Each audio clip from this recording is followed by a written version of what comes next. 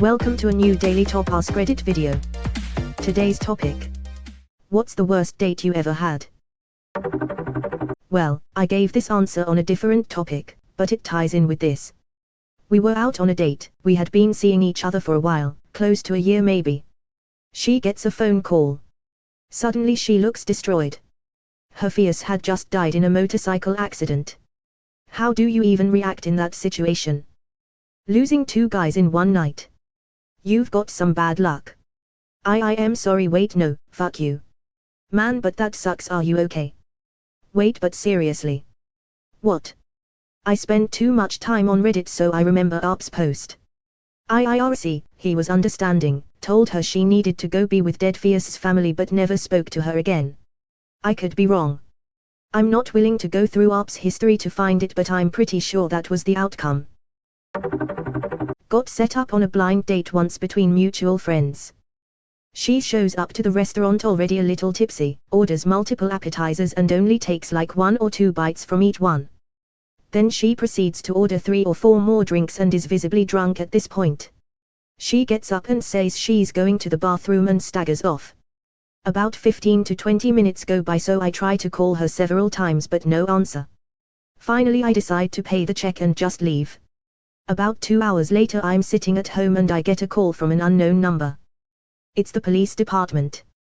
She was picked up on a DUI on her way home after she ditched me and gave the cops my number to see if I could go bail her out. That is a bold move.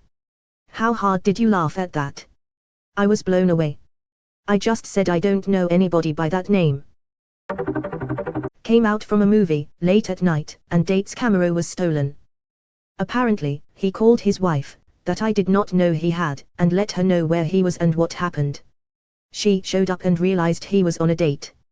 She started chasing me around the parking lot telling me she was going to kill me.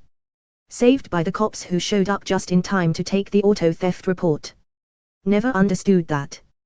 Why do people get mad at the person who isn't there, so when they're so is the one stepping out on them? Simply because it's easier to hate someone you don't know. Seriously, unless it's someone that already knows the people and is very in the know on the cheating, leave that poor person alone. My wife wanted to plan our 13th wedding anniversary. I was excited because usually I plan it. She bought us some new disc golf discs and after a quick supper we went to play. We hadn't played in forever. We were laughing and I had a great time. She served me with divorce papers and told me that date was a test to see if she still had feelings for me. I also learned that she was having an affair that started well before our anniversary. Edit, holy cow everyone, I love you all. Your support in this is amazing. Thank you to everyone with the kind words. Honestly, I've had a rough couple of days, but having hundreds of people show me I'm supported. Thanks Reddit. Fucking hell. I felt like I just whammed with a steel crowbar after seeing the second paragraph. She can go fuck herself, mate. I felt like I just got served papers. Sometimes in life the trash takes itself out. Man. That's cold. The test was a lie. She did that for herself to internally validate her infidelity. That's what my therapist said. Met a girl through a dating site and we agreed to meet up for dinner. I learned very quickly that this girl had absolutely no sense of humor whatsoever. I don't even think she cracked a smile the entire night. The date just got more and more painful as the night went on. At one point, we were talking about online dating. She told me about a friend of hers that went out on a first date with a guy online.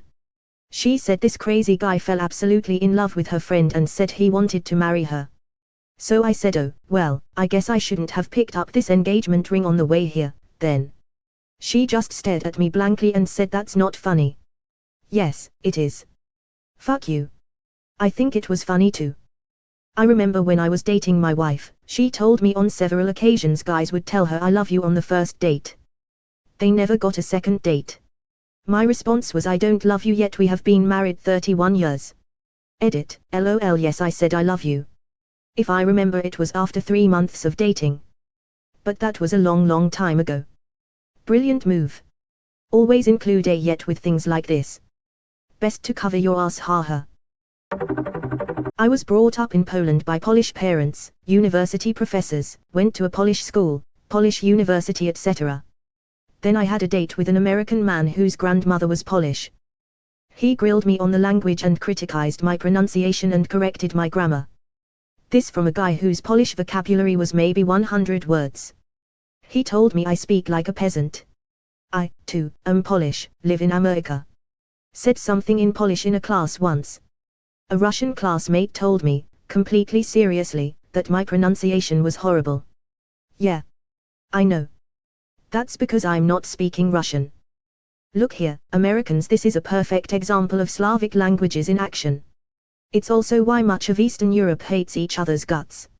Our languages are almost all close enough to be understood by each other, but different enough for the other person to sound like mentally deficient. Edit. If you find this interesting, you should look up the history of Esperanto. Edit. Americans telling me you have the same thing because you have different accents. Trust me, it's not the same. I've lived in the US for years and it's not the same at all. You guys have different accents, not even dialects. You have like 1 or 2 regional terms which might differ, but you still speak the same language. What a fucking cockwobble. Is that a Polish word?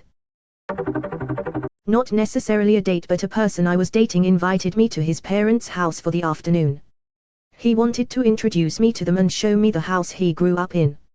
I thought it was super sweet and had no problems going.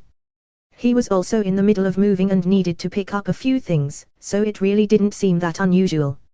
Yeah, we got there and it was awful. His entire family was there. They traveled from hours away too. This was not just meeting the parents, it was meeting the entire family. Even worse. At some point, this jackass told his parents that he had proposed. We had been dating 2 months. I spent the entire afternoon dumbfounded and just playing along. We were 2 hours from home and I had no cell service, no way to leave at all. We ended up spending the afternoon brainstorming wedding ideas and planning an Alaskan honeymoon that his parents planned to gift us. His brother even called to say congratulations. We drove back to his apartment in silence. When we got there, I got in my car and left, didn't even bother grabbing my stuff. Weirdest experience ever. I have no idea how he broke it to his parents that we weren't getting married. He literally tried to strong-arm you into marrying him. I know a guy who got into the same situation. He was never the same person after marrying her. Yeah, I don't know how he expected that situation to pan out. I saw him at a friend's wedding a few years later and really wish I'd asked him about it. He had to have known that wasn't going to fly. A bit of a sidebar, but people with big families need to understand it is very stressful to meet everyone at once. I grew up an only child, raised between my dad and my stepmother and then with biological mom. Back and forth. My wife is Filipina with 6 siblings and an endless array of vets, literally older sister, but used for basically any older female relative or acquaintances, and Kias, same thing, but for brothers. Every family get-together numbers in the dozens. It used to stress me out big time, until I realized her family is a hell of a lot nicer than mine ever was. Plus family get-together means all the Filipino food you can eat. Always a plus. When my wife and I were dating, I asked her to come to my brother's wedding with me.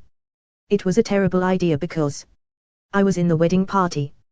She had never met my parents, let alone my entire extended family, which is quite large. I didn't make a good plan for who she would sit with at the start of the reception. Luckily my cousin and his wife took her under their wing and my aunt, who married into our crazy family, sat and talked to her until I was done with wedding party duties. My wife still gives me a hard time about it. The second date with my husband was actually his sister's wedding. Honestly, I thought it was just like ripping the band-aid off on meeting the whole family. He has a very large family as well. Everyone was paying more attention to the bride and the party to really care that I was there. I did meet everyone and they were very excited to meet me, then went back to partying. He was also in the wedding, so I arrived alone, but his best friend found me and I sat with him and his girlfriend at the time. I had a blast. But I still give him a hard time because who does that? It was a double date. She was more interested talking to the other girl throughout the whole thing. Found out later from the other guy that his girl cheated on him with my date. Well, that was a twist ending I didn't see coming. Happens to me quite often back in college, actually. A lot of girls I tried to date back then always found themselves to be gay for some reason. Met a girl at a country bar one night in my 2020s. We were both pretty drunk but hit it off pretty good. Ended up getting her number and we agreed we'd go on a real date. Fast forward to the date, she gets in my vehicle and she looks almost identical to my mom. I was mortified. I was polite and we went for lunch where I found out she also had a boyfriend she wasn't sure if she was into. Never talked to her again. That's crazy, because I also went on a date with someone that looked exactly like your mom. Is this like a poor man's Back to the Future? The things you have to do to spend time with your kids when they are grown.